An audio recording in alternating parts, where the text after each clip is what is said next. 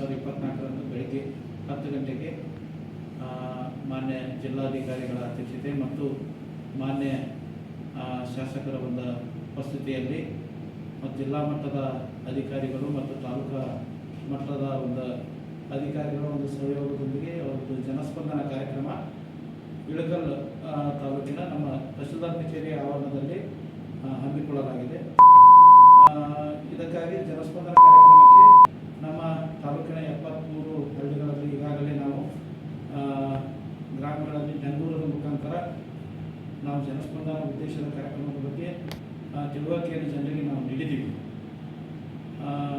ಮೇಲಾಗಿ ಅವರು ಏನಾದರೂ ಕುಂದುಕೊರತೆಗಳಿದ್ದರೆ, ಸಮಸ್ಯೆಗಳು, ಕೆಲಸ ಆಗಲಾರಂಥ ಕೆಲಸಗಳಿದ್ದರೆ ಈ ಜನಸ್ಪಂದನ ಕಾರ್ಯಕ್ರಮದಲ್ಲಿ ಅವರು ಜನರೆಲ್ಲರೂ ಪಾಲ್ಗೊಂಡು ಅವರ ಇದೊಂದು ಸದುಪಯೋಗ, ಈ ಒಂದು ಅವಕಾಶವನ್ನು ಸದುಪಯೋಗಪಡಿಸಿಕೊಳ್ಳಲು ನಾನು ತಾಲೂಕು ಆಡಳಿತ ಪರವಾಗಿ ವಿನಂತಿಸಿಕೊಳ್ತಾ ಇದ್ದೇನೆ.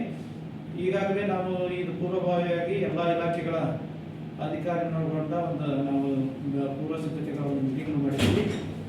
ಜನಸ್ಪಂದನ ಕಾರ್ಯಕ್ರಮದಲ್ಲಿ ಆಯಾ ನಮ್ಮ ಕಂದಾಯ ಇಲಾಖೆಯಿಂದ 2 ಕೌಂಟರ್ಗಳನ್ನು ಮಾಡಿದ್ದೀವಿ. ಅರ್ಜಿಗಳ ಅಹವಾಲುಗಳಿಂದ ಸಾರ್ವಜನಿಕರಿಂದ ಬಂದಂಥ ಅಹವಾಲುಗಳನ್ನು ಸ್ವೀಕರಿಸುವ ಸಲುವಾಗಿ 2 ಕೌಂಟರ್ಗಳನ್ನು ಮಾಡಿದ್ದೀವಿ. IPJRS ತಂತ್ರಾಂಶದ ಮೂಲಕ ಅರ್ಜಿಗಳನ್ನು ದಾಖಲು ಮಾಡಿಕೊಳ್ಳಲು ನಾವು ವ್ಯವಸ್ಥೆಯನ್ನು ಮಾಡಿದ್ದೀವಿ. ಅದೇ ರೀತಿಯಾಗಿ ಎಲ್ಲ ಇಲಾಖೆಗಳಿಗೆ ನಾವು ಪೂರ್ವಭಾವಿ ಸಭೆಯಲ್ಲಿ ನಾವು ತಿಳಿಸಿದ್ದೀವಿ.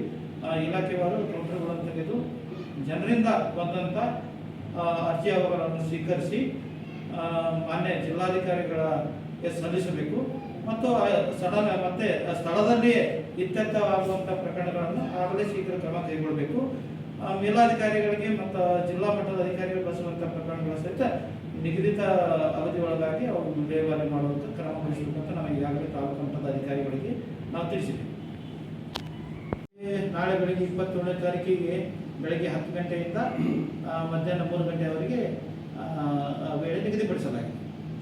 ಸಾರ್ವಜನಿಕರು ಇದನ್ನು ಈ ಒಂದು ಅವಕಾಶನ ಸದುಪಯೋಗಪಡಿಸಿಕೊಳ್ಳಲು ನಾನು ತಾಲೂಕಾ ಆಡಳಿತ ಪರವಾಗಿ ಎಲ್ಲ ತಾಲೂಕಿನ ಎಲ್ಲ ಸಾರ್ವಜನಿಕರಿಗೆ ಮತ್ತು ರೈತಾಪಿ ವರ್ಗದ ಜನರಿಗೆ ನಾನು ವಿನಂತಿಸಿಕೊಳ್ತಾ ಇದ್ದೇನೆ.